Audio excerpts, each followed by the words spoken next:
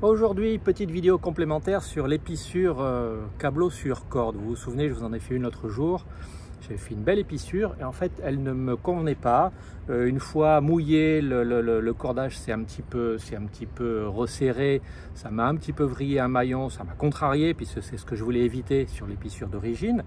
J'en ai fait une bien mieux faite. Je vais la refaire ici, je vais vous montrer comment. J'ai à nouveau un petit peu trop tendu mes petits torons. Et donc j'ai à nouveau un maillon qui s'est un petit peu déplacé. C'était un peu compliqué à passer l'épissure dans le guindeau. Donc je viens de la couper.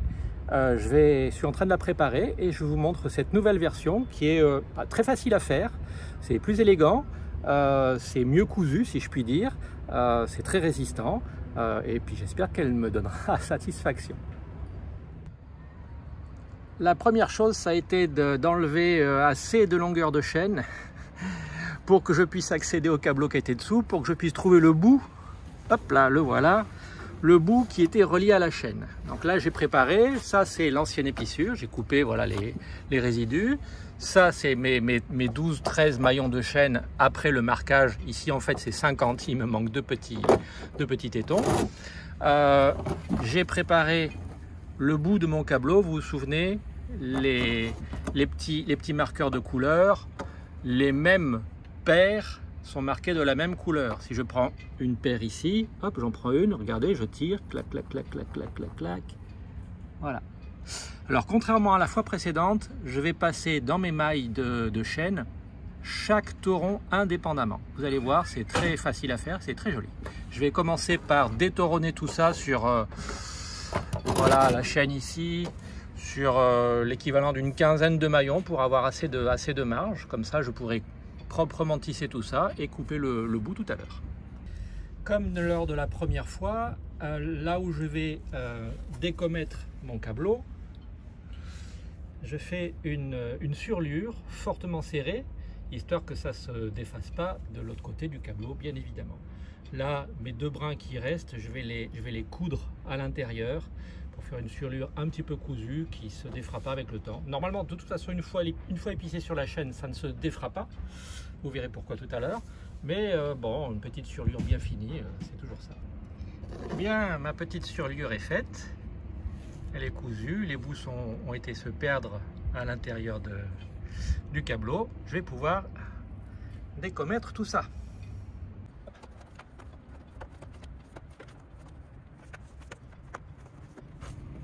Qu'est-ce que tu fais là? C'est pas la peine de faire le commentaire puisque ça sera en accéléré, il n'y aura pas la bande son. Là, je décommets le câbleau pour répondre à ta question. C'est-à-dire, je détresse. Ah, c'était pour les commentaires donc. Je détresse les paires de torons.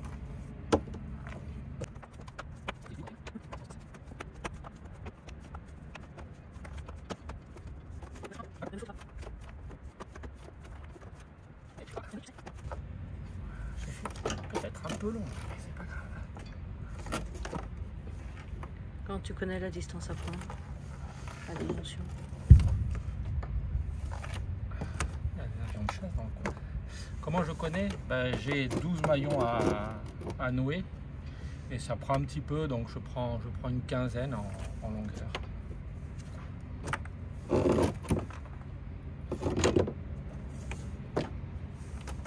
Vaut mieux avoir trop long que trop court, ça ne complexifie pas l'opération. Ça fait juste un peu plus de corde de longueur à passer dans les maillons, mais c'est pas vraiment plus compliqué.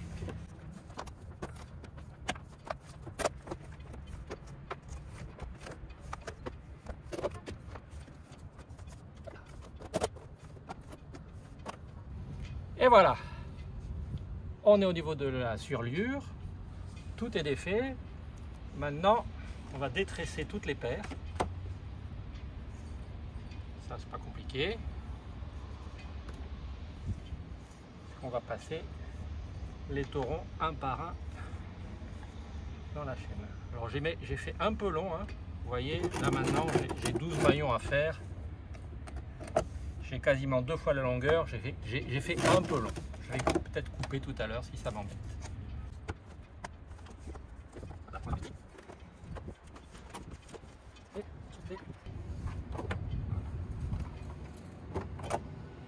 Ok.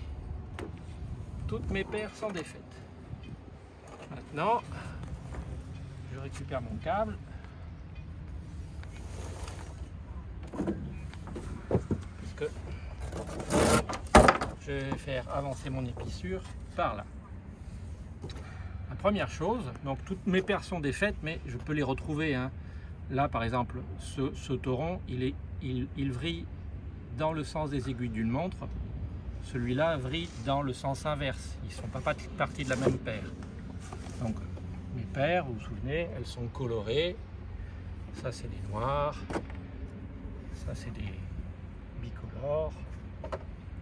Ça, c'est les noirs. Et ça, c'est les bicolores.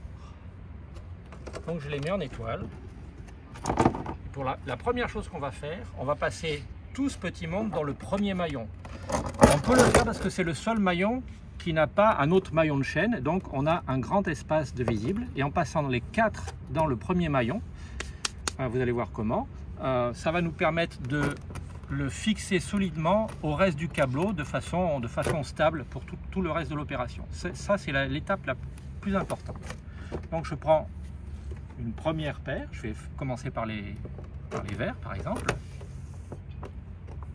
Voilà, je passe 1. Je passe 2.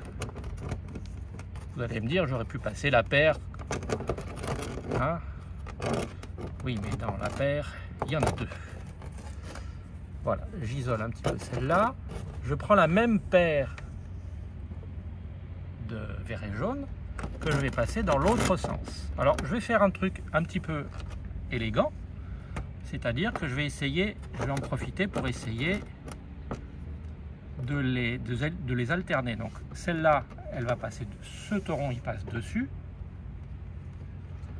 Celui-là, ça va être mon deuxième, je l'ai passé tout à l'heure, il passe dessous. Celui-là,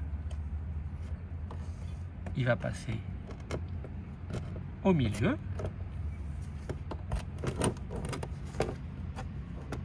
Et le dernier est en fait dessous. Donc j'ai bien mes 2 paires qui sont passées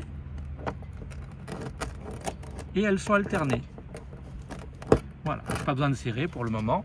Ces 2-là sont faites, je peux les oublier. Maintenant on va passer les noirs, on va faire pareil. Alors c'est un peu plus compliqué puisque elles ne sont pas dans le bon sens. Là mon maillon de chaîne il est orienté comme ça. Et les noirs, il va falloir que je les passe dans ce sens-là. Mais c'est pas grave. Là, on va inverser ma paire de noirs ici. Au lieu de les passer, comme j'ai fait tout à l'heure, les 2 dans le même sens, je vais passer un dans un sens. Il faut être malin. Mais c'est du bon sens, en fait. Et l'autre, de l'autre côté. Ce qui me permet de ne pas les mélanger, de ne pas les vriller, de ne pas les croiser avec le reste. Et ces 2-là sont joliment passés par-dessus mes 4 verts et jaunes. Et qu'est-ce que je vais faire? Ça, je peux le regrouper. Je retourne l'ensemble. Hop! Je me débarrasse de ça. Je retrouve mes 2 autres noirs et je fais pareil. Ce tauron-là, naturellement, il vient à l'extérieur de moi, et ben il va passer comme ça. C'est vraiment tout simple.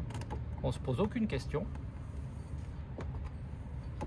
Et celui-là qui est de mon côté, il passe dans l'autre sens. Là, pas besoin d'alterner puisqu'ils sont naturellement alternés.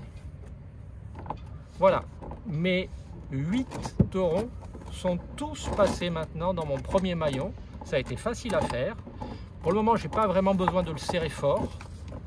J'ai juste besoin d'y voir clair dans ce que j'ai fait. Donc je ramène tout, voilà, tout ce petit monde du même côté, tout ce petit monde de l'autre. Voilà, tout est fait. Et quand je serrerai un petit peu tout à l'heure, mon premier maillon sera bien cousu à ma surlure sur mon câble. Maintenant, on va enclencher l'épissure. C'est là où celle-ci est plus jolie que la précédente. Vous allez tout de suite comprendre pourquoi. On va commencer par s'intéresser à ce maillon-là, puisque c'est le premier à coudre. Je me débarrasse un petit peu. Ce maillon-là, on va faire passer des câbleaux comme ça. Et pour cela, il va falloir choisir, le choix n'est pas très compliqué, il va falloir choisir lesquels passer. Est-ce que je prends une paire de jaunes? Je vais essayer d'en trouver une. Hop là. Voilà, dans le même sens, ça et ça. Ça c'est une paire de noirs, ben, noir par exemple. Ou est-ce que je prends une paire de jaunes? C'est au choix, puisque à ce moment-là, en ce moment, de chaque côté, j'ai 2 noirs, 2 jaunes. Donc, dans tous les cas, j'ai un début d'épissure qui va être totalement arbitraire. Donc là, considérons que je vais faire ça avec les noirs. Donc l'idée, c'est de passer là-dedans. Je vais prendre la paire qui est de mon côté, ici. J'en prends un des éléments.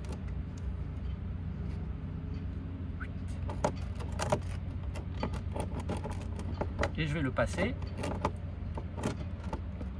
comme ça, vers moi. Donc, je le vire, je le passe vers moi.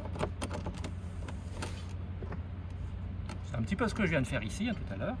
Celui-là, je le passe dans l'autre sens.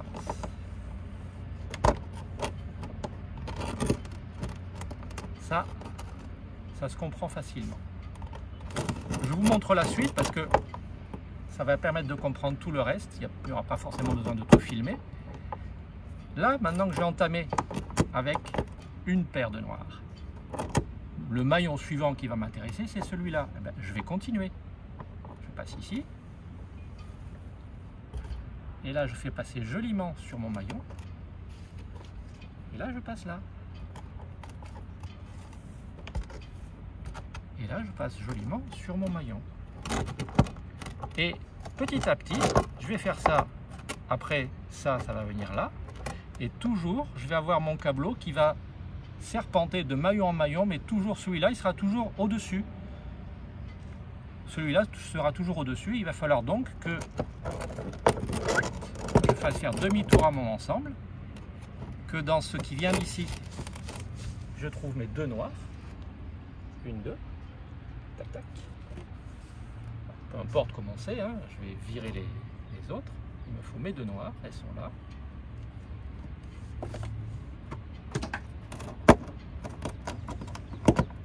Et mes 2 noirs, je vire les verts et jaunes.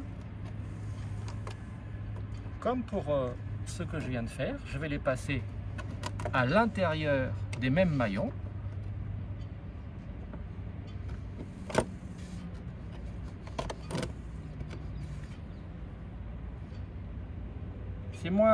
Curieusement, c'est moins prise de tête que l'épissure que j'avais filmé l'autre fois. Parce que là, c'est... Hop là. Voilà, quand ça commence à dévriller comme ça, c'est parce que j'ai pas tout à fait les bonnes longueurs. Donc ça, je le couperai au montage. Mais il faut retirer pour que tous les petits morceaux soient la même longueur. Sinon, on s'embête après. Donc là, c'est passé comme ça. Bien évidemment, ça, celui-là, vous l'avez compris, hop là, je vais choper le noir là. Il va passer là. Et il va revenir au-dessus de son maillon. On tirera tout à l'heure proprement. Hein, hop là. Pour que tout vienne. Plus tu attends pour tirer, et plus ce sera difficile de tirer le reste. Oui, mais là, c'est juste pour faire les premiers maillons propres. Et celui-là, il vient ici. Voilà, vous avez compris le système. Pourquoi cette épissure est plus élégante? Parce qu'on a quelque chose qui est joliment cousu d'un côté, qui est joliment cousu de l'autre. Et quand on va passer au vert et jaune, on va faire pareil avec ces maillons-là. Et on va faire la même chose. Et on aura donc des petits bouts de corde qui viendront s'aligner sur les 4 côtés des maillons alternés de notre chaîne. Et on va terminer ici. Après, on fera une petite soudure et ça sera terminé. Voilà le principe. Après, il n'y a plus qu'à. Je vais donner un petit peu de tension dans tout ça, mais pas trop. La première fois quand je l'ai faite, cette épissure, j'avais un peu serré ici, ce qui fait que ce maillon-là, c'était incliné comme ça ici, tout le reste était bon. Et là, comme j'avais un peu serré, tout ça était sous tension. Quand ça a gonflé, c'est resté bloqué. Et je pouvais difficilement passer mon épissure sur le guindeau. Donc là, je vais laisser un petit peu de jeu pour que les maillons puissent bouger, mais pas trop. Et tout ça, ça va tenir très très bien. Voilà. Là, je viens de passer l'un des noirs en entier d'un bout à l'autre. Donc on le voit bien, il alterne, tac, il passe là, il passe là, il passe là, il passe là, il passe là, il passe là. Et on est bien tressé gentiment autour des maillons. Et à chaque fois, mon petit câbleau passe au-dessus du maillon perpendiculaire, ce qui donne quelque chose qui ne s'en mêle pas, qui est facile à vérifier, facile à contrôler. Voilà, les deux premiers taureaux noirs sont passés. Donc on voit bien qu'ils passent tous du même côté de leurs maillons respectifs. On va faire les taureaux noirs sur l'autre face maintenant et je vous montrerai le résultat. Voilà, c'est rapide. Ma deuxième série de noirs a été faite. Ils passent bien chacun de part et d'autre de leurs maillons respectifs. Et j'ai bien tous mes noirs qui sortent là, de part et d'autre du même maillon. Donc mon circuit est respecté. Maintenant, il n'y a plus qu'à faire les autres en alternance, les verts et jaunes, sur les autres maillons. Bien, donc tous nos noirs sont passés. Maintenant, on va s'intéresser à la couture sur ces maillons-là. Il ne me reste ici que les verts et jaunes. Donc je vais faire comme tout à l'heure, je vais arbitrairement considérer que, voilà, je vais faire ma couture comme ça. Je vais considérer que celui-là, il va aller dessus, et tout à l'heure, celui-là, il ira dessous. Et de l'autre côté, il faut que je fasse pareil. Donc je sépare mes deux paires, et on va considérer que celui-là va aller dessus. Ah, ça s'y prête bien. Et l'autre ira dessous. Donc, je prends mon bout, vous vous souvenez, un petit bout de scotch, ça permet de coudre plus facilement dans ce genre de choses. Hop, je passe dans mon maillon, je ramène, et on le sait maintenant, cette partie-là va aller sur son maillon, en repos. Je prends l'autre, je passe dans l'autre sens, dans le même maillon. Alors il y a la place, il en passe 4 au total. Hein. Ils sont déjà un peu vrillés tes maillons. Non, c'est pas grave. Pour le moment, il n'y a aucune tension, donc ça va pouvoir se remettre en place. Là, c'est juste parce que la chaîne est posée et elle ne peut être posée qu'en diagonale. Moi, j'essaye de la regarder verticale pour que ce soit plus propre. Donc voilà, mes deux taurons sont passés gentiment chacun sur leur maillon opposé, sur leur maillon perpendiculaire, et ça va me donner le même phénomène que ce que j'ai eu tout à l'heure pour les noirs.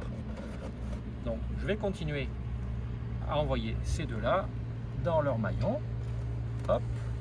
Alors on peut les faire, il y a plusieurs écoles.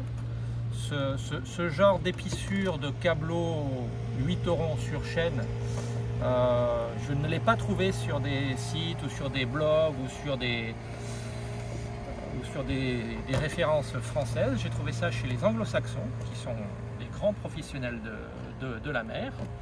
Et il y a plusieurs écoles. L'une d'entre elles dit qu'on fait maillon par maillon, donc les 4 d'un coup. Une autre dit on fait un côté par l'autre côté en faisant maillon par maillon. Et enfin, c'est je prends mon câbleau et je le couds de A à Z jusqu'au bout. Comme ça, je ne me mélange pas les pédales. Donc lui, voilà, il lui reste encore un ici. Alors, vous vous souvenez, pour mémoire, une épissure comme ça, elle se fait sur 12 maillons à partir du début. 1, 2, 3, 4, 5, 6, 7, 8, 9, 10, 11, 12. Là, j'en suis à 13 et 14. J'aurais pu m'arrêter à 13, puisque on va terminer les noirs sur un maillon et les jaunes sur l'autre pour faire propre. Là, avoir 2 maillons de plus, c'est totalement inutile. Ça ne va pas solidifier plus l'épissure. Et comme j'ai de la longueur et que j'ai le temps, autant en profiter. Donc je reprends mon deuxième véret jaune. Autant le faire sur toute la chaîne. Non, pas le faire sur toute la chaîne. Je passe, alors c'est facile, on ne peut pas se tromper. Hein. Je saute un maillon, lui il vient dessus. Là je saute un maillon. L'autre question c'est, ah oui mais est-ce qu'on les alterne, est-ce qu'on les croise quand... Eh bien ça ne change pas l'efficacité et la solidité de l'épissure. Et l'expérience que j'en ai, qui est faible, montre qu'il faut qu'elle garde quand même un peu de souplesse pour que les maillons puissent s'aligner gentiment. Hop, donc je passe sur mon maillon, toujours pareil, hein, je passe dessus. Et là, un petit dernier pour la route.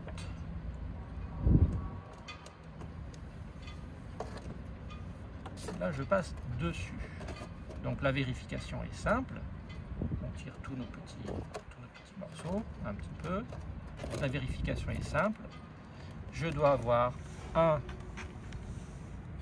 tauron par-dessus chaque chaîne de ces maillons-là. Là, c'est le cas. Là, c'est le cas. Là, c'est le cas. Là, c'est le cas. Là, c'est le cas. C'est bon. Donc, on ajustera les tensions à la fin. On va retourner et faire nos 2 dernières paires. Nos 2 derniers taurons. Tac, tac. Donc, eux, ils vont dans ces maillons-là.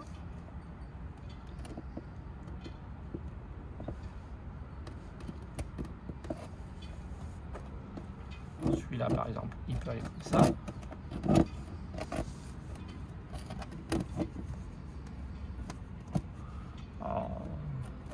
Dans les bibliographies, on vous montrerait tout ça joliment vrillé de façon égalitaire.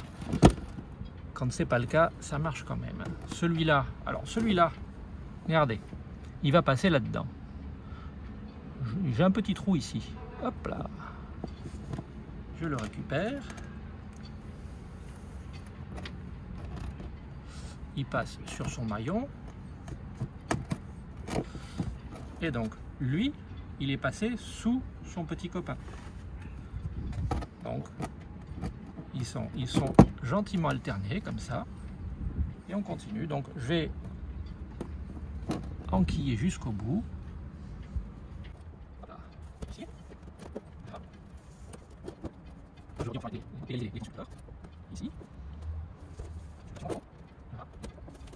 Et ici. Alors parfois, des gens s'interrogent. Ah, oh, tu t'es trompé Stéphane, regarde, tu as déjà un tauron qui sort du même trou. Et oui, c'est normal. C'est celui-là, celui du dessous. Là, j'ai passé celui du dessus. Donc j'en ai toujours 2 qui sortent par chaque côté de chaque maillon de chaîne. Je vous dis, si on est un peu patient, c'est une épissure qui est super facile à faire. Un tout petit peu plus longue que la précédente, mais sincèrement je crois qu'elle est un peu plus facile à faire.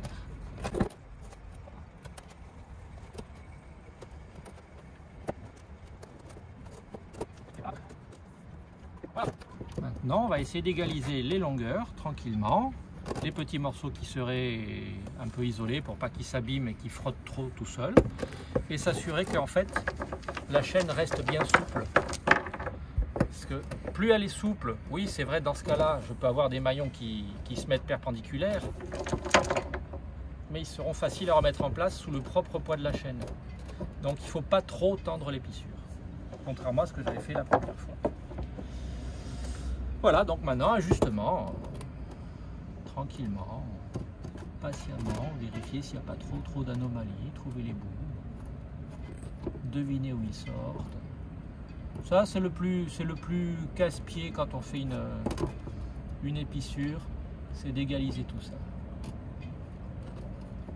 Une épissure sur chaîne ou une épissure normale pour faire un œil épicé ou des choses comme ça, Là, je rattrape de la longueur, mais il ne faut pas que je rattrape trop.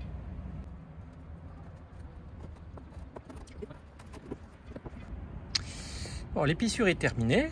Enfin, est terminée. J'ai cousu tous mes maillons. Maintenant, il va s'agir de terminer ce bazar. Et comment est-ce qu'on termine cette chose-là? C'est pas très compliqué, il faut être un peu soigneux. On va faire ça maillon par maillon. Donc je vais commencer par celui-là. Donc celui-là, ce sont les jaunes et verts. Et qu'est-ce qu'on va faire? On va prendre un tauron qui vient vers moi, le tauron d'en face, et on va les lier ensemble.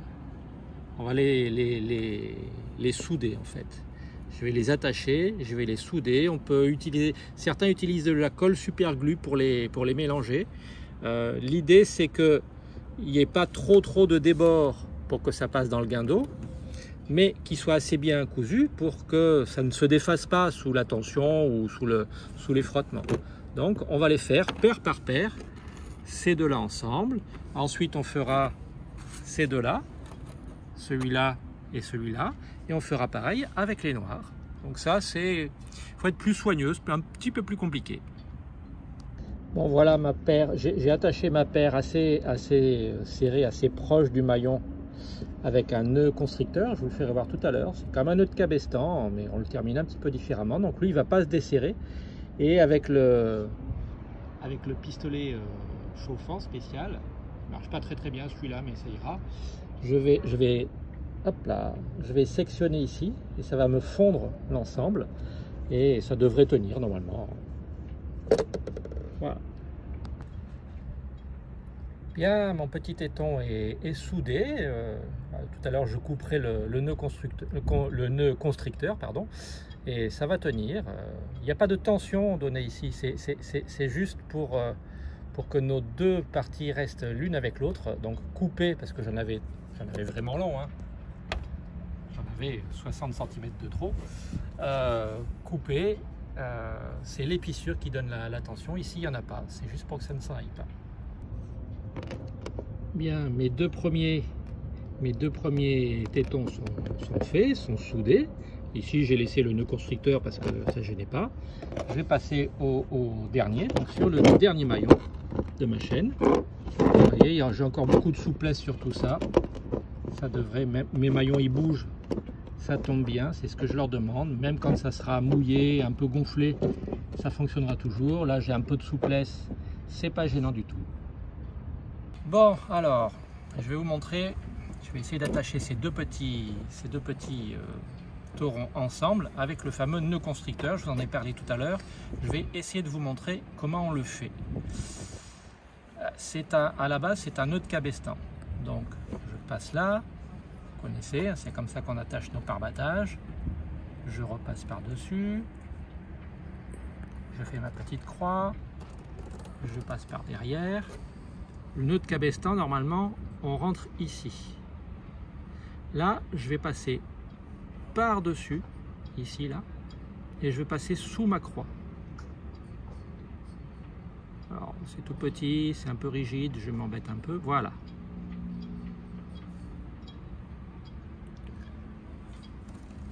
L'avantage de ce nœud, je vais l'amener assez bas, c'est que quand on le serre, il s'appelle constricteur. Il est quasi impossible à défaire une fois qu'il est vraiment serré. Donc là, je vais l'ajuster un peu plus bas. Je laisse un peu de souplesse à mes maillons pour qu'ils puissent bouger encore dans tous les sens. Et là, je peux le tirer fort. Il ne se défera pas. On peut toujours essayer. Il ne peut pas se défaire. Donc, on n'attache jamais un pare-battage comme ça, parce qu'on ne peut plus l'enlever. Mais si on n'a pas le temps de faire une surliure pour terminer quelque chose, ça marche très bien. Regardez la vidéo tranquillement, vous comprendrez comment on le fait. Voilà, maintenant avec le pistolet, je vais découper ça. Donc, il marche pas très bien celui-là, il chauffe pas beaucoup. Donc, je vais pas me mettre au niveau du nœud, mais presque. J'attends que ça commence à fondre. faut être patient. J'appuie pas parce que si j'appuie, ça va détourner, ça va dévriller tout ça et ça va pas marcher. Tout ce que je veux, c'est que l'ensemble soit découpé et fondu en un seul bloc. Alors, chez les ship chandlers, dans les voileries, quand on les voit faire, ça prend 2 secondes parce qu'ils ont des choses un peu plus puissantes ou qui marchent mieux. Celui-là, il est puissant, mais il coupe lentement. Mais ça marche. Au besoin, on passe par l'autre côté, par là, voilà. Donc on ne touche pas la lame, bien sûr, sinon on se brûle.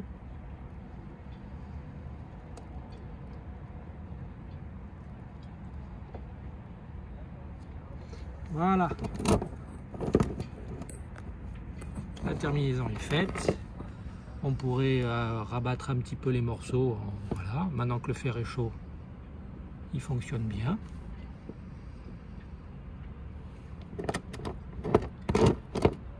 C'est pas serré, hein, je vous l'ai dit. Le but c'est que les maillons, alors, ils vont pouvoir se déplacer, mais on pourra toujours les remettre en place. Et il me reste la dernière paire à faire de l'autre côté. Et ça sera fini. Bon voilà, l'épissure est terminée. Alors pour vérifier, hop là. Difficile de se remettre debout en tirant de la chaîne. Pour vérifier, on peut la prendre par le câbleau, laisser pendouiller. Voilà, tout est en place, on n'a pas de maillons qui sont vrillés. Et tout ça, ça va tenir. Quand elle va être sous tension, alors pour être sous tension, je le répète, je vais tourner, ça veut dire qu'on aura l'ancre là-bas et que on se sera attaché sur le câbleau. On aura 50 mètres de chaîne et peut-être 10 ou 20 ou 30 mètres de câbleau en plus et qu'on aura attaché la patte d'oie sur le câbleau. Je vous montrerai comment. Tiens. L'épissure, dans ce cas-là, assurera la liaison solide entre le câbleau qui tiendra Tiama et l'encre. Ce câbleau-là, c'est du 8 eurons en polyester. Il a, bon an, mal an, une résistance comparable à celle de la chaîne.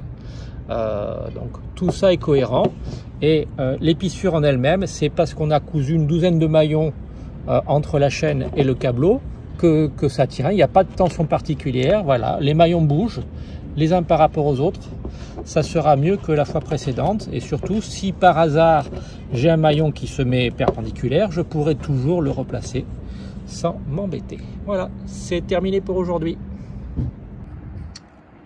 Bon, l'épreuve de vérité. Est-ce que mon épissure passe le guindeau? On va y aller doucement. Hop là, je tire un petit peu. Elle est là, l'épissure.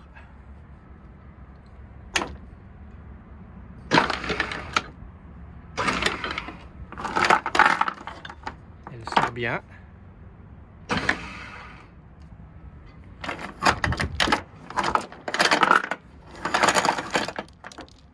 Si la chaîne est sous tension, elle sort bien.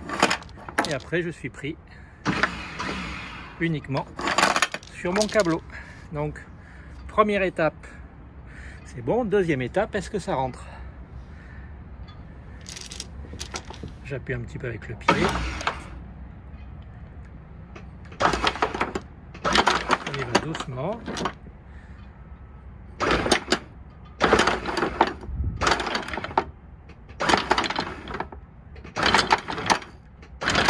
Et c'est passé.